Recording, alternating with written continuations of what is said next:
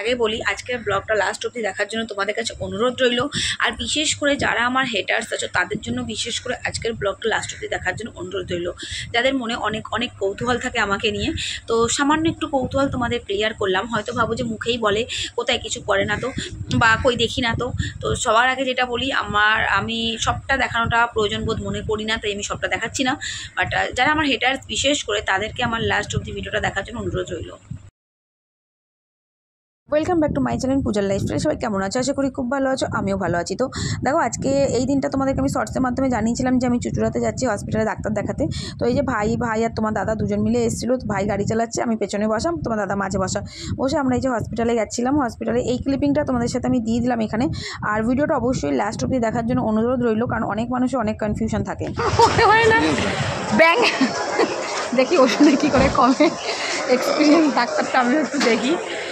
শুধু বললাম যে আমার কিছু কী হচ্ছে, আমি শুধু এইখানটা এইগুলো না এরকম স্পট হয়ে যাচ্ছে বছরখানেক ধরে। ভাই তো 1.5 বছর বলছে, বছরখানেক হচ্ছে। ভাবতে থাকছিস ক্যামেরাটা অন, আমি হসপিটালে দেখাই দিয়েছি, গরিব মানুষ না, হসপিটালে ডাক্তার দেখাই দিয়েছি আমি। দেখ কী কথা, ও ক্যামেরার মধ্যে পর্যন্ত দেখো বোঝা যাচ্ছে। ডাক্তার দেখিয়ে কিন্তু এই যে আমরা আবার বাড়ির দিকে যাচ্ছি। তো বাড়ির দিকে যাওয়ার আগে আমি যাবো একটু মিষ্টির দোকানে মিষ্টি নেবো, যেটা সচরাচর আমি সবসময় যেটা করে থাকি। ওদের বাড়িতে গেলে আমি মিষ্টি নিয়েই যাই, কখনোই খালি হাতে আমি যাই না। তো মিষ্টির দোকানে চলে এসেছি মিষ্টি নিতে। মিষ্টি নেবো, আম নেবো, বাবার জন্য কলা নেবো, কারণ আম 110 হলো, আম কলা মিষ্টি দিয়ে ওই জন্য ওনার জন্য একটু আমার কলা নেবো। নিয়ে এই যে বাড়ি চলে এসে তোমার দাদা দেখো আমার জন্য ইলিশ মাছটা রান্না করছে, কারণ ইলিশ মাছটা রান্না করে রেখে যেতে পারিনি। ওই যে আমার শাশুড়ি মেশিং চালাচ্ছিল বসে, আর তোমার দাদা ইলিশ মাছটাই শুধু বাকি ছিল। তো খেতে বসে গেছি কাঁকরোল বাছা, কচুর লতি, ইলিশ মাছ ভাপা, পোস্ত বাটা, তারপরে তোমার দাদার মা রান্না করেছিল ইলিশ মাছ বেগুন আলু দিয়ে। তো এই সব খাওয়া দাওয়া করেছিলাম। কেমন লাগছে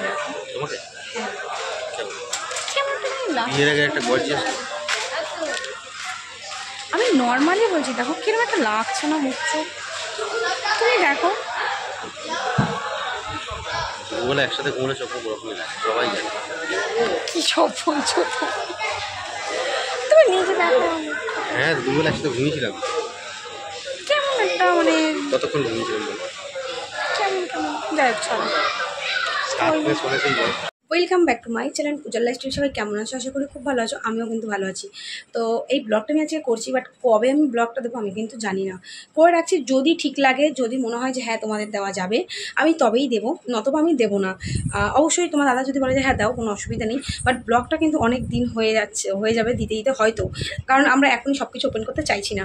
তো ব্লগটা আজকে স্টার্ট করছি। ঘরের অবস্থা জাস্ট আমার দেখো, এই যে আমার ঘরের অবস্থা, সব বেড কাভারটা আবার চেঞ্জ করবো। এই যে ঘরের অবস্থা দেখতেই পাচ্ছ, প্রচুর রকম বাজে অবস্থা হয়ে রয়েছে ঘরের। তো ঘর তো এখন পরিষ্কার হবে। আর আজকে কিছু স্পেশাল কিছু আছে, তো তার জন্য তোমাদের সাথে আমি এইভাবে ব্লগটা স্টার্ট করছি। বাট ওই যে বললাম ব্লগটা করছি ঠিক আছে, কিন্তু আমি জানি না ব্লগটা আমার ফোনেই থেকে যাবে নাকি আমি তোমাদেরকে দিতেও পারবো, এটা কিন্তু আমি জানি না। আমি না জেনেই কিন্তু করছি, বাকি জানি না। পরে আমরা নিজেরা ডিসাইড করে নেবো যে যদি ভাবনা চিন্তা করে দেখি যে হ্যাঁ দেওয়া যায় দেবো, নতবা দেবো না। তো চলো, আর আজকে একটা স্পেশাল ডে, সেটা যতটুকু পারবো, যতটুকু আমার মনে হবে করা যায় ততটুকুই করব ভিডিও, যতটুকু সম্ভব হয়। তো চলো আপাতত কাজবাজগুলো সেরে নিই, তারপর পরে আসছি তোমাদের সাথে কথা বলতে। তো এখানে আমি সমস্ত বাসন নিয়ে নিয়েছি, এগুলো ধোবো বলে, কারণ এগুলো তোলা থাকে, এগুলো তো ইউজ করা হয় না। তো এই যে এই কাপগুলো, এই সমস্ত প্লেটগুলো, চায়ের, এইগুলো সব এখন ধোয়া মাজা করছি। এই কটা ধোয়া হয়েছে, ধোয়া মাজা করে। আর ঘরটা আপাতত দেখো, এই বেডশিটটা পেতেছি ঘরে, কেমন লাগছে অবশ্যই কিন্তু জানিও বেডশিটটা। আর ঘরটা এই যে এইভাবে জাস্ট একটু পরিষ্কার করে গুছিয়ে নিলাম। আর তোমার দাদাকে বলেছি আসার সময় একটু রজনীগন্ধা নিয়ে আসতে, এই ফুলের স্টিকটার মধ্যে আমি রাখবো। তো ঘর এইভাবে পরিষ্কার করছি, তার কারণ অবশ্যই তোমাদেরকে আমি সবটাই শেয়ার করবো যেটুকু পারবো, কারণ আজকে আমার বাড়িতে কিছু স্পেশাল মানুষ আসছে, স্পেশাল কারণে। আর আগে তোমাদেরকে আমি লাইভে কিছু বলিনি, কারণ আমি ভেবেছি যে না আগে সবটা হোক তারপরে তোমাদেরকে বলবো, তাই জন্য আমি লাইভেও কিছু তোমাদেরকে বলিনি। বাট এই ভিডিওটা আমি আবারও বলছি, আমি করছি ঠিক আছে, কিন্তু আমি কবে ভিডিও দিতে পারবো আমি কিন্তু সত্যিই জানি না, হাতেও দেবো কিনা আমি সেটাও জানি না, কিন্তু তাও করে রাখছি, যদি কখনো প্রয়োজন পড়ে অবশ্যই আমি দেবো। তো এই যে ঘরে দেখো এই বেডশিটটা পেতে নিয়েছি, কেমন লাগছে অবশ্যই বলো। ঘর দুয়ার পরিষ্কার। এবার রান্নাঘরে জাস্ট আমার যুদ্ধ চলছে, এই কভার টাভারগুলো সমস্ত চেঞ্জ করবো, রান্নাঘর এখন পরিষ্কার করবো। দেখতেই পাচ্ছ সমস্ত এই জায়গাগুলো পরিষ্কার করতে হবে আমাকে, বাসন কোসন প্রচুর মেজেছি, আরও মাজতে হবে। তো চলো কাজগুলো তাতে করে নিই। ঘর দুয়ার কিন্তু সমস্ত পরিষ্কার করা হয়ে গেছে, আর আমি পরে নিয়েছি শাড়ি, দেখতেই পাচ্ছ। হ্যাঁ, তো সবটাই বুঝতে পারবে কেন শাড়ি পরেছি অ্যাকচুয়ালি। আর এদিকে কিন্তু রান্নাঘরটা পুরো পরিষ্কার করে দিয়েছি আমি, ঠিক আছে। পুরো ঘর রান্নাবাড়ি সমস্ত হয়ে গেছে। এখানে এগুলো সব প্লেট, কাপ প্লেট এগুলো সব গুছিয়ে গাছিয়ে রেখেছি, কারণ মানুষ আসছে বাড়িতে, অতিথি আসছে না, তাই। আর আমার ঘরটা কেমন গুছানো হয়েছে তোমরা অবশ্যই কিন্তু কমেন্টে বলো। বিছার চাদর না পাতলে পরে মনে অসুস্থ লাগে। আর আমি পরেছি কিন্তু শাড়ি। তো চলো, ব্লগটা রান্নাবাড়ির টাইমটা তোমাদের সাথে ব্লগ নিতে পারিনি, কি রান্না করেছি, কি খাওয়া দাওয়া হবে সবটাই তোমাদের সাথে আমি কিন্তু শেয়ার করবো। একটু নার্ভাস আছি বলতে পারো। চলো ঠিক আছে, কোনো ব্যাপার না, চলো। এই যে মা বাড়ছে চা, আর এই দিনকে এসেছিলো অ্যাকচুয়ালি আমার শ্বশুরবাড়ি থেকে সবাই এসেছিলো আমাদের বাড়িতে। তো তাই এই দেখো, তোমরা এখানটা যেটুকু বোঝার বুঝে নিও। বাকি আর এর চাইতে বেশি খোলসা করে বোঝাতে পারবো না আমি। আর সেই দিনটা কী দিন ছিল সেটাও আমি এখানে বলবো না, বাট এইটুকুনি ক্লিপিং রেখে দিয়েছিলাম। এর চাইতে বেশি ক্লিপিং আমি নিয়েও নিই, কারণ দেখো যখন ফ্যামিলি থাকে তখন ভিডিও নেওয়াটা একদমই ইম্পসিবল একটা ব্যাপার থাকে। তো এটা আমার বাড়িতে এসেছিলো, আমার বাড়ি থেকে এবার মায়ের বাড়িতে যাচ্ছিলো। এই দেখো সবাই রাস্তায় আছে, তো সবাই আমার বাড়ি থেকে মায়ের বাড়িতে এই যে যাচ্ছিলাম। তো এই ছিল, এইটুকুনি ক্লিপিং আমি নিয়েছিলাম সেই দিনকে। আর খাওয়া দাওয়ার কী ব্যবস্থা হয়েছিল সেগুলো তোমাদের সাথে আমি এখানে শেয়ার করলাম। আমি দেখতেই পাচ্ছ এইসবই করেছিলাম, লুচি ফুচি, মিষ্টি, চা, বিস্কুট, আম এইসবই ছিল। তো এরপরে সবাইকে নিয়ে আমরা একটুকুনি গেছিলাম কালীবাড়িতে ঘুরতে, আমাদের শ্যামনগর কালীবাড়িতে। তো তোমরা আশা করি পুরো ব্লগটা দেখলে। আমি খুবই অল্প করে ক্লিপিং নিয়েছি, তোমাদের ভিডিওর মধ্যেও আমি বলে দিলাম। আমি কারণ সেই সময়টা অত ঘটা করে ভিডিও ক্লিপিং নেওয়া আমার পক্ষে একদমই পসিবল ছিল না। আর আমি নিয়েছিলাম সত্যি, আমি জানতাম না যে আমি ব্লগটা আমি দেবো, কিন্তু আমি মনে করলাম যে হয়তো দেওয়া দরকার, কারণ কিছু মানুষের বহুত কনফিউশন থাকে আমাকে নিয়ে, বহুত কৌতূহল থাকে, যারা নিজেদের সংসার তো জীবনে করতে পারবে না, একটা ছেলে 10টা বিয়ে করলেও তাদের সংসার হবে না। আর সেকেন্ড থিং, তারা নিজেদের শ্বশুরবাড়ির লোককে নিয়ে তো কোনোদিনই ভালো থাকতে পারলো না, তাই অপরও যে ভালো থাকবে সেই আশাটা তারা করতেও পারে না অ্যাকচুয়ালি, সেটাই আমার মনে হয়, জানো তো। কারণ দেখো, আমি বলছি না যে আমার শ্বশুরবাড়ি, আমার শাশুড়ি বা সবটাই ভালো, সবটা ভালো কখনো হয় না, বা আমি যে সব দিক থেকে সুখী হব সেটাও কিন্তু একদমই নয়। কেউই সব দিক থেকে সুখী হতে পারে না, কোথাও না কোথাও মানুষের একটা খামতি, একটা কমতি থেকেই যায়। আমার জীবনেও আছে, আমার জীবনে এমনই একটা খামতি আছে যেটা হয়তো আমি কোনোদিন মেটাতেই পারবো না। তো সেক্ষেত্রে তার মানে এটা নয় যে শ্বশুরবাড়ির লোককে নিয়ে একসাথে ভালো থাকতে পারবো না। তো আমার শ্বশুরবাড়ির লোক আমার বাড়িতে আসে, ইভেন আমার বাপের বাড়ির লোকও খুব শিগগিরই আমার শ্বশুরবাড়িতে যাবে, সেটাও তোমাদের অবশ্যই ক্লিপ ভিডিও এরকম ঠিক এইভাবেই ছোট্ট করে ক্লিপিং একটা নিয়ে তোমাদের সাথে অবশ্যই শেয়ার করব। কারণ দেখো, তোমরা আমার ভালোবাসার মানুষরা, তোমরা তো অবশ্যই চাইবা যে না দিদিভাইয়ের ভালো মুহূর্তগুলো আমরা দেখি। তো এই মুহূর্তগুলো তোমাদের সাথে দেখাবো। আমার শ্বশুরবাড়ির লোক আমার বাড়িতে এসেছিলো, সেই ক্লিপিংটা তোমাদেরকে আমি একটুখানিভাবেই শেয়ার করলাম। ইভেন খুব শিগগিরই আমার বাপের বাড়ি থেকেই সবাই যাচ্ছে আমার শ্বশুরবাড়িতে, সেটাও তোমাদের আমি এই ছোটো করে ক্লিপিং নিয়ে দেখাবো। কারণ দেখো, সম্পর্কটা হয়তো দুজন মিলে করেছে, কিন্তু শুধুই তো দুজনের সম্পর্কটা নয়, সম্পর্কটা দুটো পরিবারকে নিয়ে।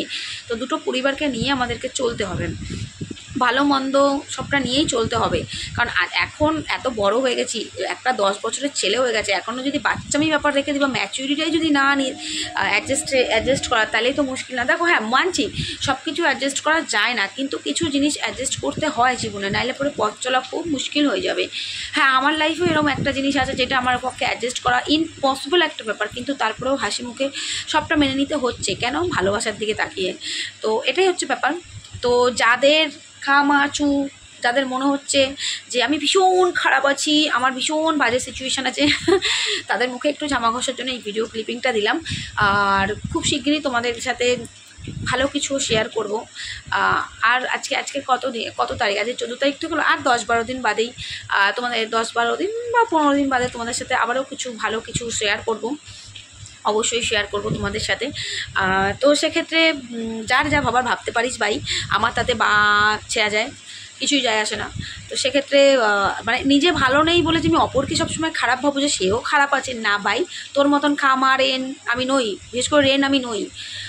তো সেক্ষেত্রে আমার পরিবার, আমার ভালোবাসার মানুষ, আমার সংসার আমার একদমই ব্যক্তিগত। তো আমি ইউটিউবে এসেছি, আমি নিজের ফেস দেখিয়েছি, সব ঠিক আছে, বাট আমি আমার ফ্যামিলিকে কোনোদিনই ইউটিউবে আনতে চাইনি, আর আনবো না। গোষ্ঠীশুদ্ধ সবাই মিলে ইউটিউব অ্যাকাউন্ট খুলবো, খুলে গোষ্ঠীশুদ্ধ সবাই মিলে চুলাচুলি করব, আমার বাবা দরকার নেই। আমি একা আছি, ভালো আছি, বেশ আছি। আমার পরিবারের যেদিন মনে হবে আমার পরিবার ফেস তোমাদের এখানে দেখাবো, পরিবারের সবাইকে তোমাদের দেখাবো, অবশ্যই সেদিন দেখাবো, কিন্তু যতদিন না দেখাচ্ছি ততদিন এইভাবেই হালকা ফুলকা ক্লিপিং তোমরা পাবে। তো খুব শিগগিরই আবারও ভালো একটা খবর দেবো তোমাদেরকে, 14-15 দিনের মধ্যে অবশ্যই দেবো। কারণ সবটাই তো টাইমিংয়ের একটা ব্যাপার থাকে। তো দেবো আপাতত। আর এই ব্লগটা সত্যি আমি দেবো, আমি আশা করিনি, ভাগ্যিস আমি করে রেখেছিলাম সেই সময়টা, এটাই ভেবে করেছিলাম যে একটুখানি করা থাকুক, প্রয়োজন পড়লে দেবো, না পড়লে দেবো না। কিন্তু মনে হলো আজকে আমার ভিডিওটা দেওয়া উচিত, তাই আমি আজকে দিলাম। কারণ আমার শ্বশুরবাড়ির সাথে এরকম সম্পর্ক নেই যে আমার শ্বশুরবাড়ির লোক আমার বাড়িতে আসবে না, আমার ত্রিসীমানায় আসবে না, আমার ছাওয়া পড়া হবে না, এরকম কোনো ব্যাপার আমার শ্বশুরবাড়ির লোকের সাথে নেই। আর আমার বাপের বাড়ির লোকও খুব শিগগিরই যাচ্ছে। তো শ্বশুরবাড়ি বাপের বাড়ি দুটো বাড়ি মিলিয়ে সংসার করার একটা মজা আলাদা থাকে, যেটা সব খানরা বুঝবে না। তারা শুধু খান করতেই ব্যস্ত, তারা বুঝবে না এইসব, তারা লোকের গায়ে কাদা ছিটাতে ব্যস্ত। তো যাই হোক, ফালতু ফ্রেন্ডদের মুখ লাগতে চাই না। আমি আমার ফ্যামিলি নিয়ে যথেষ্ট ভালো আছি। আর দেখো, সংসার থাকলে সমস্যা থাকবে, সবার সংসারে সমস্যা আছে, কার নেই ভাই? সংসার থাকলে সমস্যা থাকবে, সংসার থাকলে অশান্তি থাকবেই।